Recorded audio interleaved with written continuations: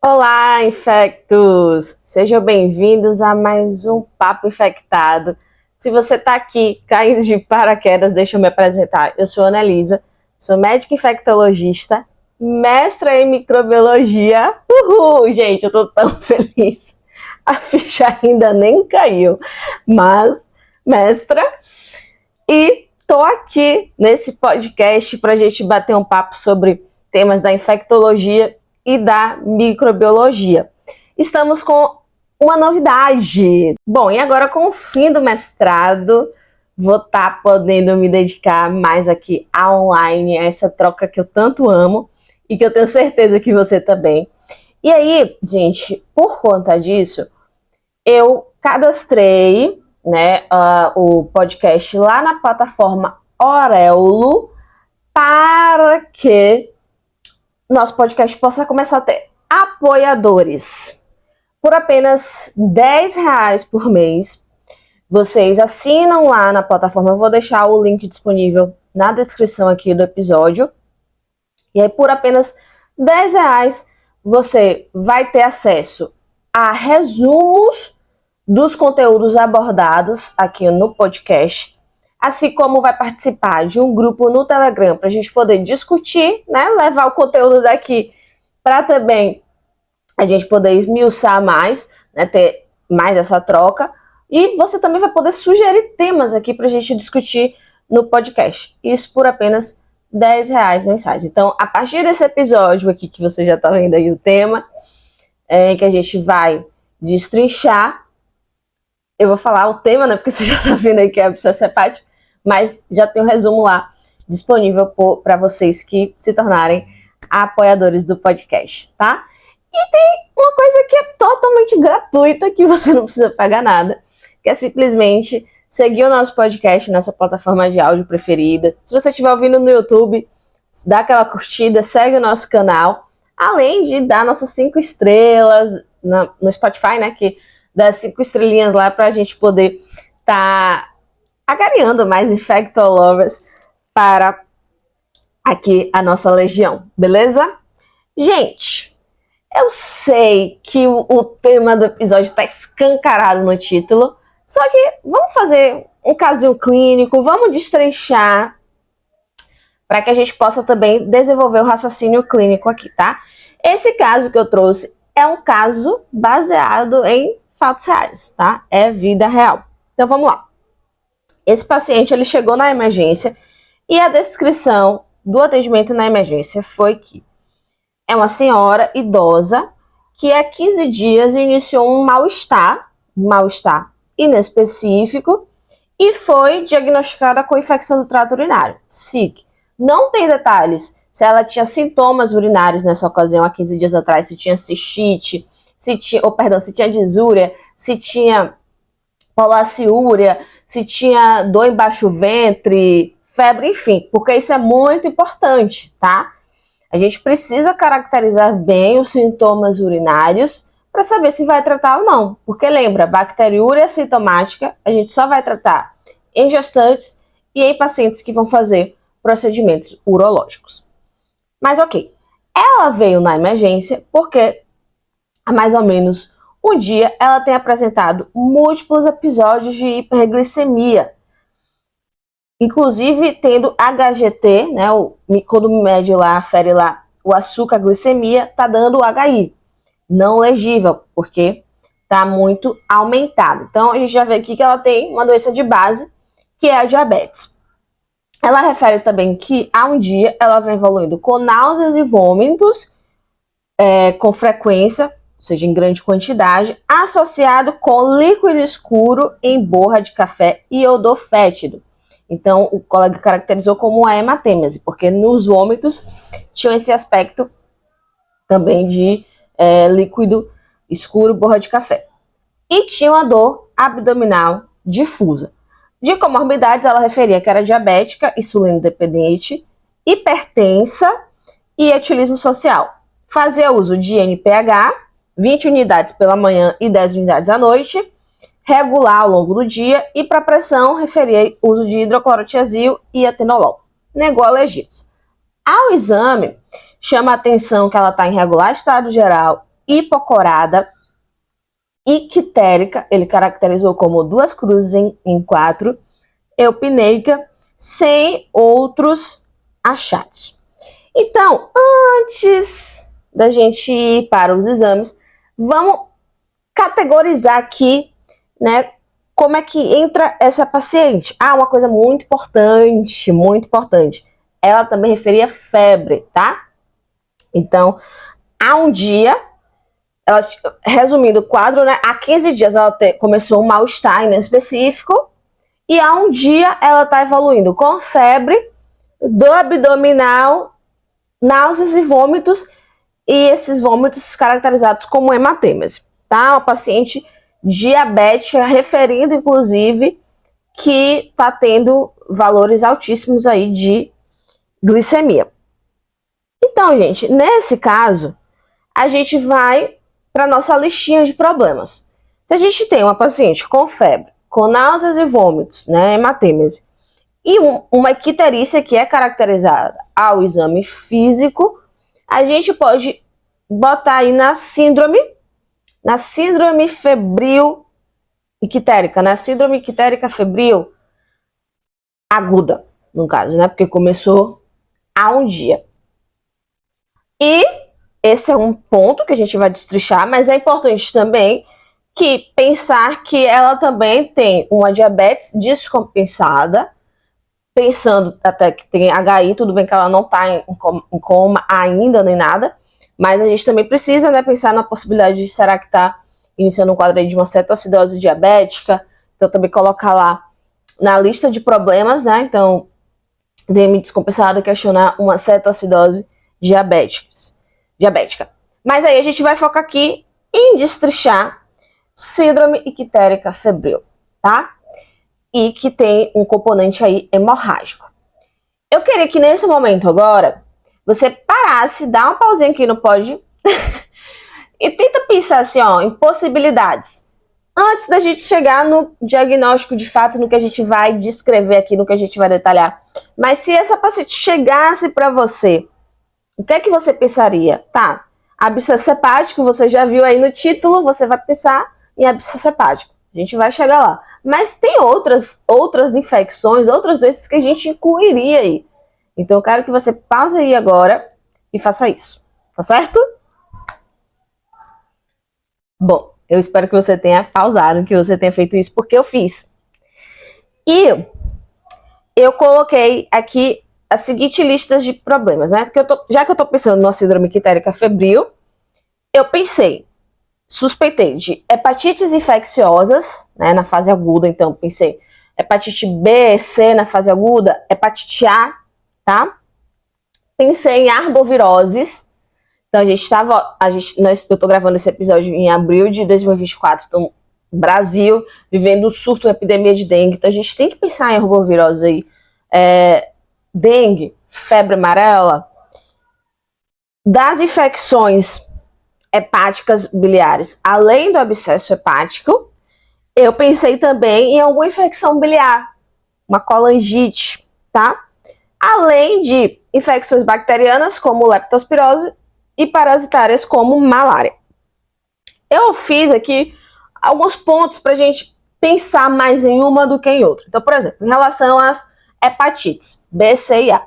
Além desse quadro que ela tem, né, de febre, náuseas e vômitos, icterícia, é importante também a gente pesquisar se tem colúria, se tem acolia fecal, outros sintomas também característicos de hepatite.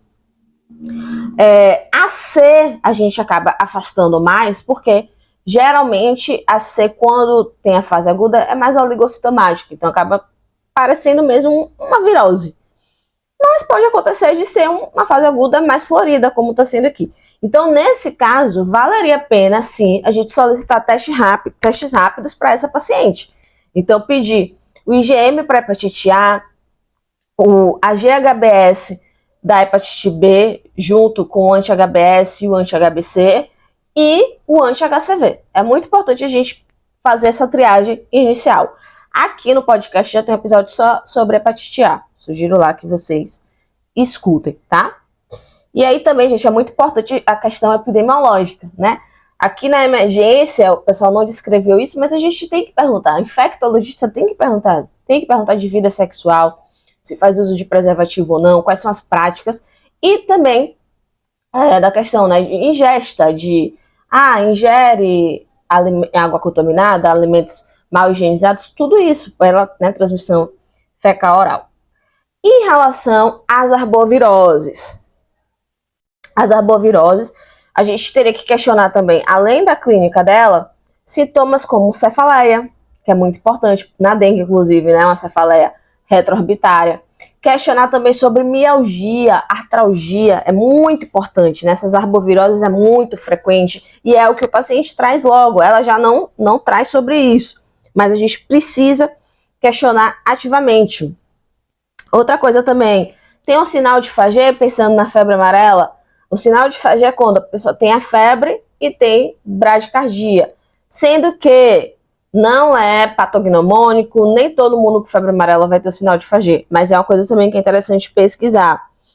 Outra coisa, tá urinando menos, porque nas formas graves de febre amarela pode ter oligúria, assim como nas formas graves da dengue. E no exame laboratorial, que aqui eu já vou até destrinchando para vocês do exame laboratorial que ela fez, a gente tem que procurar, tem plaquetopenia, tem aumento de hematócrito no caso da dengue, né, plaquetopenia também na malária, e essa paciente, ela não tinha plaquetas baixas, a plaquetas dela estava ok, estavam 310 mil. Assim como também creatinina pode estar aumentada, tanto na febre amarela grave, quanto na dengue grave. E ela não, ela tem função renal ok, né, assim, creatina de 0,8 e a ureia 138, que é a ureia que está um pouquinho aumentada. E aí fazer o diagnóstico nesses casos de pensando em herbovirose, nos 5 primeiros dias, que é o caso dela, a gente faria o PCR, né, tanto PCR para febre amarela quanto para dengue, ou o NS1 na dengue. Aqui também no podcast já tem episódio só sobre dengue, então recomendo que vocês assistam lá, tá? Colangite é uma possibilidade para ela. Colangite sim, é um quadro muito característico que ela está tendo, né? Só chama atenção porque colangite geralmente não dá hematêmese, mas pode dar tudo as outras coisas que ela tem, febre, náuseas e vômitos e icterícia, que é a tríade de Charcot, né? E dor abdominal também, que ela também tem dor abdominal. Aí nesse caso, a gente olhando aqui o hemograma dela, ela tem uma leucocitose, tem aumento, não tem desvio, bastão tá de 4%, e não foi falado o segmentado, mas geralmente, né, a gente vê uma leucocitose com desvio, com aumento de segmentados. Então, é uma possibilidade para ela, ela vai precisar de um exame de imagem, para a gente ver essa barriga aí. Além do próprio abscesso hepático, que a gente muitas vezes esquece de abscesso hepático. E, inclusive, quando ela chegou na emergência, o pessoal não pensou. Mas até pensando numa colangite, quando vê, porque no abscesso hepático, né, pensando até no piogênico, vai ser a mesma coisa da colangite. Aumento de leucócitos, desvio, aumento de segmentados, e vai precisar da imagem para o diagnóstico. Mas a clínica também pode ser essa, que ela está apresentando. Leptospirose. Leptospirose é uma importância, é um tema que também precisa ser questionado, e aí perguntar, de novo, da cefaleia, que também pode dar na leptospirose, da mialgia, né, principalmente em panturrilhas, questionar. Pode ter a icterícia rubínica, que é mais alaranjada, assim como a sufusão conjuntival, né, que é o sangramento na conjuntiva. Mas não é todos os pacientes com leptospirose que vai ter isso, que a literatura diz que é 30%. E aí precisa perguntar ativamente, né, se ela teve contato com águas de chuva, com lamas, com urina de roedores. A epidemiologia na leptospirose também faz muita diferença. Sendo que, pensando que no caso dela, como ela tem uma hemorragia, tem uma icterícia com hemorragia, né, uma hematêmese, a gente vai pensar mais na síndrome de Weill. E a síndrome de Weill tem 3 pontos que caracterizam: a icterícia que ela tem, a hemorragia que ela tem, hematêmese, apesar de ser mais relatado como uma hemorragia pulmonar, né, então esses pacientes acabam evoluindo até com insuficiência respiratória, então tem que ter uma vigilância maior nesse sentido. E a disfunção renal, que aí ela não tem, né? Ela tem uma ureia aumentada, mas creatinina normal, e pode acontecer nos casos de leptospirose do paciente ter hipocalemia. Então, potássio está baixo. É uma disfunção renal com potássio baixo. O dela está normal, 3,1. E aí, um ponto importante aqui é que pode ter aumento do potássio na leptospirose. E aí, quando a gente tem um aumento do potássio na leptospirose, indica gravidade da infecção. Um ponto importante, tanto para todos esses que eu estou falando aqui, hepatite, colangite, arbovirose, leptospirose, bilirrubina, gente. A bilirrubina dela está aumentada, né? Ela está icterícia seu exame físico e a bilirrubina total dela está 4,8 às custas de direta. Então, a bilirrubina direta dela está aumentada, 3,6. Então, todas as hipóteses que a gente está pensando com essa bilirrubina aumentada, a gente, tem que realmente afastar. No caso da leptospirose, plaquetopenia também pode acontecer que ela não estava, leucocitose, né? E aí, conversando com ela, se ela tivesse epidemiologia positiva, poderia fazer a microaglutinação, o MAT, que é o exame padrão ouro, coleta no primeiro dia de atendimento, e aí 14 dias depois repete, para ver se teve elevação dos títulos, tá? Malária também seria uma outra possibilidade, mas aqui chama atenção que não tem uma ciclicidade da febre, né? Então, Tessan, Quartan, não acontece aqui, apesar de que no período inicial da malária a febre pode ser diária. E também tem a questão que precisa muito questionar a epidemiologia, né? É da região amazônica, viajou para áreas de Mata Atlântica, então isso faz diferença. Essa seria uma hipótese para a gente pensar assim, depois de ter afastado todas as outras, tá bom?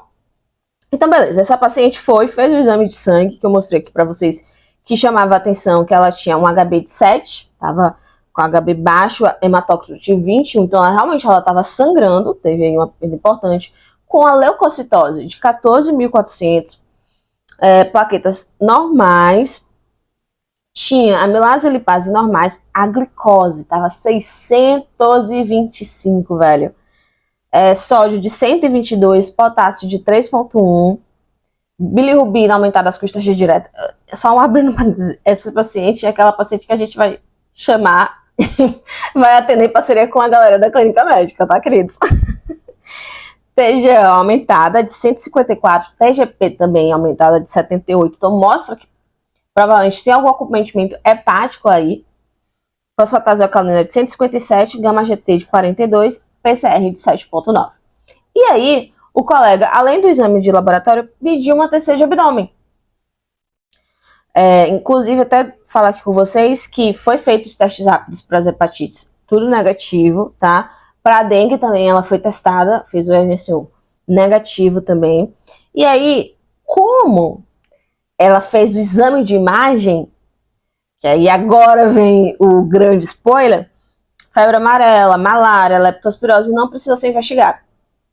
Por quê, gente? Olha só o que tem nessa TC de abdômen dela.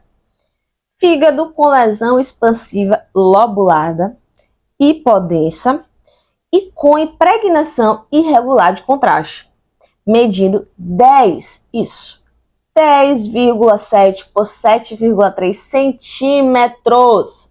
Cara, gigante. De localização central no segmento 4. Linfonodo arredondado no hilo hepático, medindo cerca de 0,8 centímetros no eixo curto, de aspecto suspeito. Não há dilatação de vias biliares intra- ou extrahepáticas, vesícula biliar normodistendida, com cálculos em seu interior. Ausência de linfonodomegalias retroperitoneais ou pélvicas. Útero, lobulado e heterogêneo por prováveis leiomiomas. Ausência de líquido livre. Então ela tem, gente, uma massa grandona no fígado, hipodensa, com impregnação irregular ao contraste, e foi suspeitado, né, por conta do quadro clínico dela, um quadro que começou há uns 15 dias, ficou mais evidente nos últimos dias, provavelmente até por conta da descompensação da diabetes.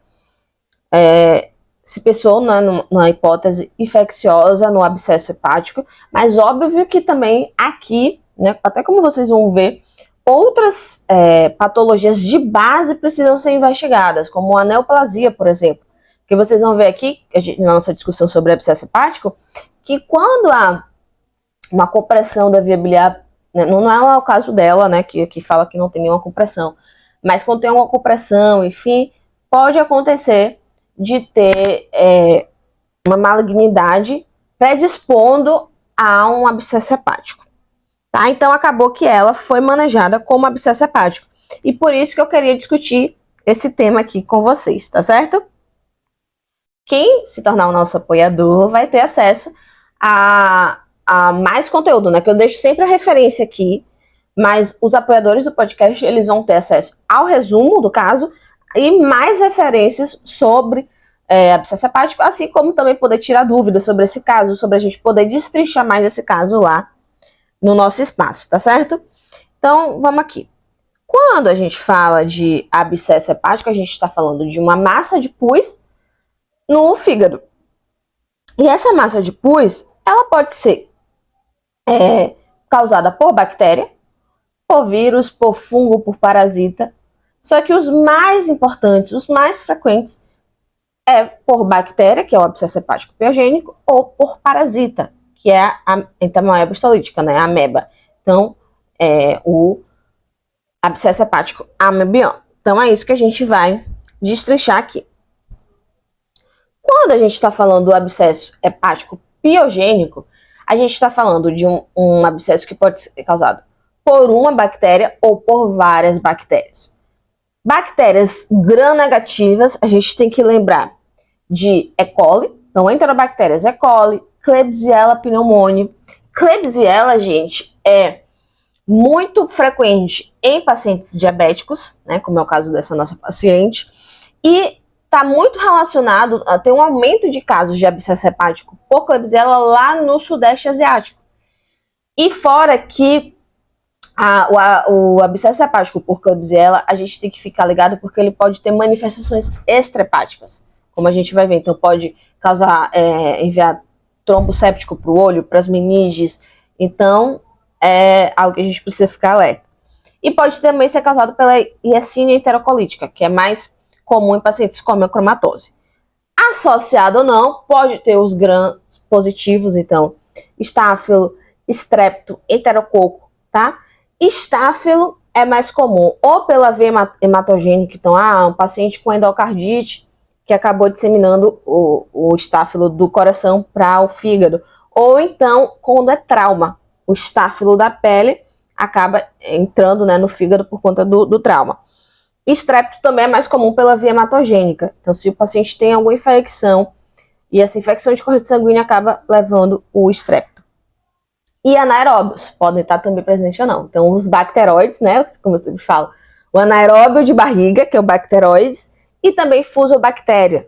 Fusobactéria está muito associada em imunossupressos. Então, geralmente, no abscesso piogênico, a gente vai querer pegar esses três grupos de bactérias: gram-negativas, gram-positivas e anaeróbias. Qual é a patogênese por trás, né? O que é que pode causar esse abscesso hepático? Tem infecções biliares. Então, o que acontece? Quando a gente tem alguma obstrução na vesícula biliar, isso pode causar uma infecção na vesícula e, por continuidade, essa infecção chegar no parênquima hepática. E quais são os fatores que podem predispor a essa obstrução da via hepática? Nós temos malignidades, então, como eu falei, né, tem que investigar se tem alguma doença de base. Coledocolitíase, então será que também tem, não é o caso dela, que a gente já viu que não tem nenhuma obstrução da via hepática, mas tem que sempre investigar, pensar, porque o cálculo ali pode predispor, né? Colangite esclerosante, o Ascaris lubricoides, então um bolo de Ascaris obstruindo ali a via biliar, causando uma infecção na vesícula que por continuidade chega ao fígado. Outra questão, infecções intraabdominais, ou seja, 10 a 20% dos abscessos hepáticos piogênicos vão vir de infecções da barriga. Então, pela veia porta, né, pelo lobo hepático direito, elas vão chegar até o fígado. Então, apendicite, diverticulite, inclusive os livros falam que, tipo, antes do advento dos antibióticos, a apendicite era muito comum, né? Da antibioticoterapia, enfim. Tinha muita gente que fazia abscesso hepático por conta de uma apendicite. Então, hoje não, hoje é mais comum ser pela diverticulite. Pode ser também por continuidade. Então, não tem uma obstrução na via biliar, mas tem uma colecistite. E essa colecistite, na infecção na via biliar, por continuidade, chega ao fígado. Ou então é um abscesso subfrênico, o abscesso ali embaixo do diafragma e chega até o fígado. Pode acontecer também de ser pela via hematogênica, então, pela artéria hepática, a bactéria, como eu falei, do estáfilo, do estrepto. Então, o paciente está com endocardite, o paciente está com sepse, tem uma infecção de corrente sanguínea associada a catéter, uma doença odontológica periodontal, uma própria translocação bacteriana do trato gastrointestinal. Tudo isso, qualquer lugar do corpo pode vir para o fígado e causar infecção. O trauma, então, o fato do paciente ter sofrido um acidente com uma arma branca, uma arma de fogo, isso pode predispor porque tem mais chance de você ter ali a presença de anaeróbios, que você reproduzir mais rápido e causar necrose, e esse processo de necrose acelerar a formação do abscesso. Outra coisa também que é hilário, mas que pode acontecer, é corpo estranho, velho. Então, gente que engole ai meu Deus, espinha de peixe, espinha de galinha, que aí pode perfurar o duodeno e do duodeno chegar até o fígado, ou até palito de dente. Isso não é mentira, é real. Eu já vi relato de caso sobre isso, depois procurem no PubMed. Relato de caso com abscesso hepático por corpo estranho. É bizarro.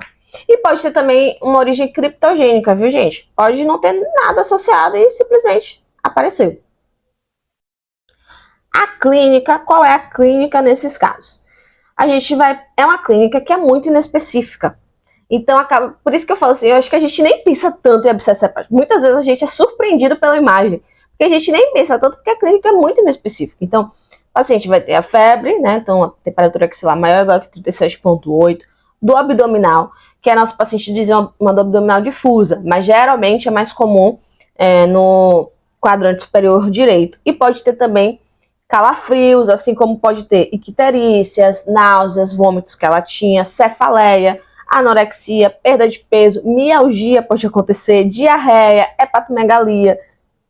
Então é muito, muito, muito inespecífico. Lembrando que quando é o abscesso por Klebsiella, a nossa preocupação também é porque pode ter êmbolos sépticos para o olho, que aí pode causar uma diminuição da acuidade visual, pode ter êmbolo séptico para as meninges, para o cérebro, então pode ter maior gravidade. O laboratório acaba sendo muito inespecífico, é comum ter queda de albumina, aumento de TGO, TGP, como ela tinha, aumento das transaminases, aumento da proteína C reativa, da fosfatase-alcalina e aumento das bilirrubinas. Então, aí, gente, chega numa questão. Quando a gente... Eu sempre vou falar isso, porque para vocês incorporarem, né? O infectologista, ele gosta de ver bicho. Por que a gente gosta de ver bicho? Porque a gente gosta de direcionar o tratamento. Então, se a gente vê o bicho ali, a gente vai falar, vou usar esse antibiótico por tanto tempo guiado, bonitinho. Porque, gente, no caso aqui do abscesso hepático, é 2 a 6 semanas de tratamento, queridos. Então, tem que ser o uso bem guiadinho desse antibiótico. Então, eu me frustro um pouco, porque, por exemplo, não é o primeiro caso de abscesso hepático que eu acompanho. E as pessoas ficam muito presas assim, identificou o abscesso na imagem, começar um antibiótico e depois drenar para coletar a cultura desse abscesso. Velho, eu entendo que realmente entre esperar que venha, né, a equipe da cirurgia para poder drenar ou fazer a cirurgia para... Ok, eu entendo, é mais complexo para a gente culturar essa secreção do fígado e aí a gente começa logo o antibiótico. Ok, mas antes de começar o antibiótico, faz um favor pro infecto, pede hemocultura, que isso já ajuda muito. Né? As hemoculturas elas podem positivar 50% dos casos, mas isso já é excelente. E aí depois, quando tiver a oportunidade, né, cultura essa secreção do abscesso hepático, sendo que 30% daqueles que já começaram antibiótico já vão ter vindo com cultura negativa. Mas isso, o que me frustra é que esquecem da hemocultura.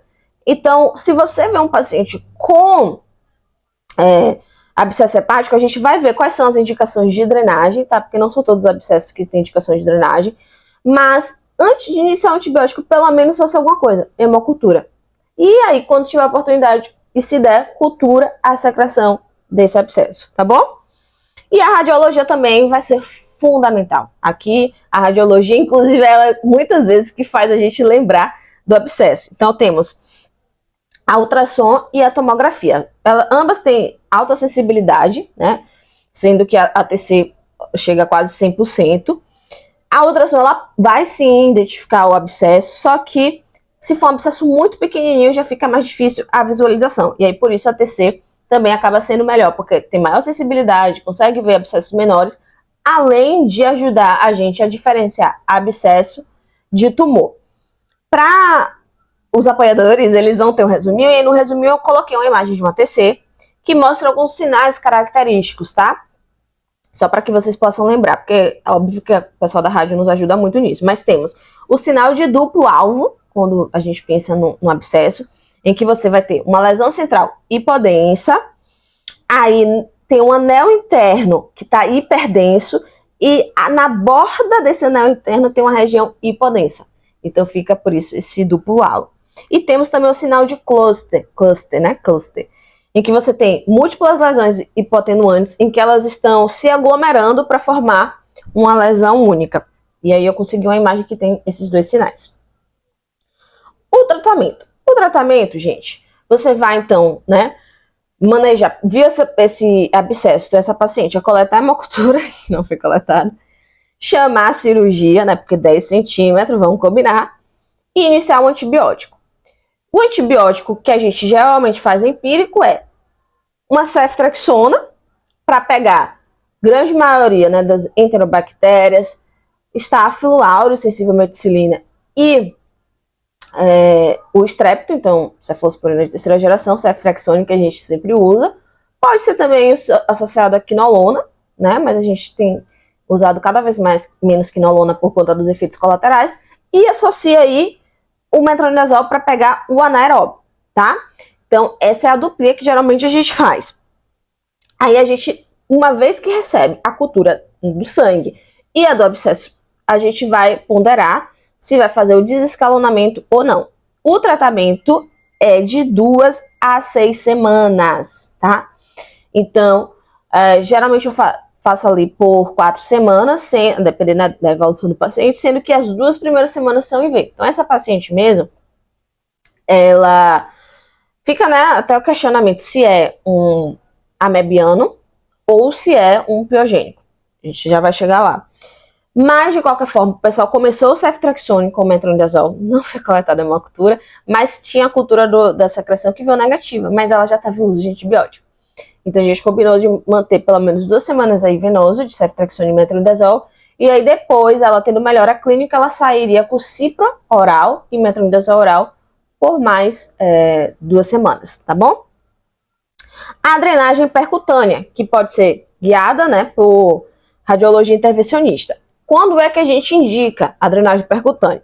Se o paciente tiver já com antibiótico e mesmo assim 48 a 72 horas após o ATB está mantendo febre, ou se tem um abscesso maior que 6 centímetros, então tem que drenar, ruptura iminente na imagem, você vê que é um abscesso que está ali que vai romper, então tem que drenar. Sendo que aqueles grandes abscessos, geralmente acima de 6 centímetros, além da punção de você drenar, você coloca um catéter para deixar ali, com o passar dos dias, drenando. Lembrando que cultura com Klebsiella, além da gente ficar atento às manifestações extrahepáticas, é interessante também pedir uma colonoscopia, porque a Klebsiella está associada, já tem vários relatos de abscesso hepático associado com câncer de cólon. Então também fazer a colono. E a cirurgia, ou seja, fazer a laparoscopia, a laparotomia, só mesmo se o paciente não tiver tido sucesso na drenagem percutânea, tá com sepse mesmo após o antibiótico, O local anatômico é de difícil acesso, não dá para fazer drenagem percutânea, abscessos multiloculados ou com pus espesso que não dá para drenar. Eu lembrei de um caso na residência que eu estava acompanhando, que era um paciente jovem, que ele tinha várias lesões, porque o abscesso piogênico, ele geralmente tem mais de uma lesão, né? O amebiano é mais único, isolado, solitário, enquanto o piogênico são mais lesões múltiplas. E ele tinha várias lesões múltiplas e chegou à clínica e tal, com a imagem, foi suspeitado de abscesso. Só que, gente, no momento que foi tentar drenar, não saía nada. Não saía nada, não saía nada. E aí a gente revisou a TC, pediu uma revisão da TC, porque começou a questionar, será que é abscesso mesmo ou se é implante metastático? Porque não drenava, não saía nada. Toda vez que ele ia para radiologia intervencionista, não via nada, não tinha conteúdo. E aí, na revisão da TC, eles perceberam que tinha um espessamento no colo. Aí, quando ele fez a colonoscopia, ele estava com uma lesão no colo e ali já era implante metastático. Então, para vocês verem também que pode confundir muito a imagem com neoplasia, e é por isso que a gente tem que fazer tudo muito bem detalhado. Bom, e para finalizar, porque eu tô falando muito, abscesso hepático amebiano, né? Como o próprio nome já diz, é causado pela ameba, pela etamoeba histolítica. Importante lembrar para vocês, a etamoeba dispar, que é outra que a gente vê muito nos parasitológicos de fezes por aí, ela geralmente é colonização, ela dificilmente tem potencial patogênico, é mais comum em imunossupresso, tá? Então, etamoeba dispar não é o nosso problema. O nosso problema é a histolítica.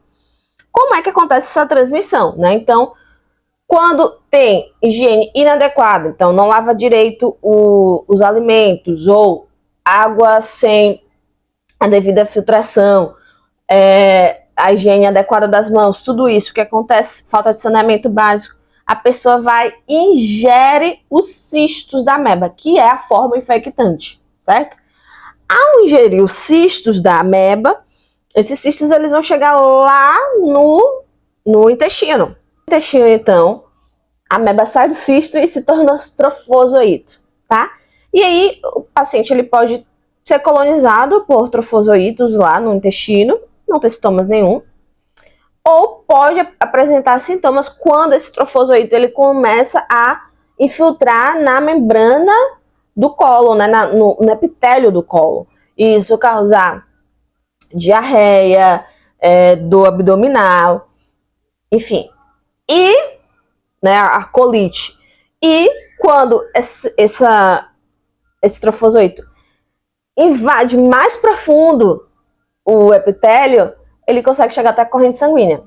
Aí que é o grande problema, porque se ele chega até a corrente sanguínea, aí ele pode se disseminar para outros órgãos. Então ele pode ir para o fígado, ele pode ir para o pulmão, ele pode ir para o cérebro.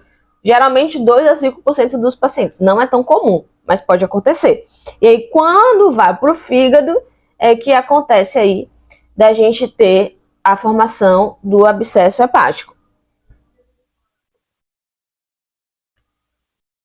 Sintomas também bem inespecíficos, então pode ter febre, pode ter dor abdominal em quadrante superior, pode ter diarreia, pode ter icterícia e hepatomegalia também. É muito inespecífico e aí a imagem vai ser fundamental para a gente poder visualizar e entender o que está acontecendo. Pode ser feita a ultrassom, ATC ou ressonância. A ultrassom no ameboma, né, na presença do abscesso hepático por ameba, é o padrão ouro. E aí, geralmente, é uma lesão única, hipodensa, homogênea, próxima à cápsula hepática.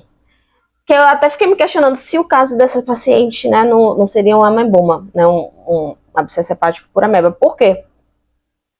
É uma lesão única. Agora, não é tão homogênea, né? Você vê que na captação do contraste, ela tem uma certa irregularidade, mas é uma lesão única, muito grande.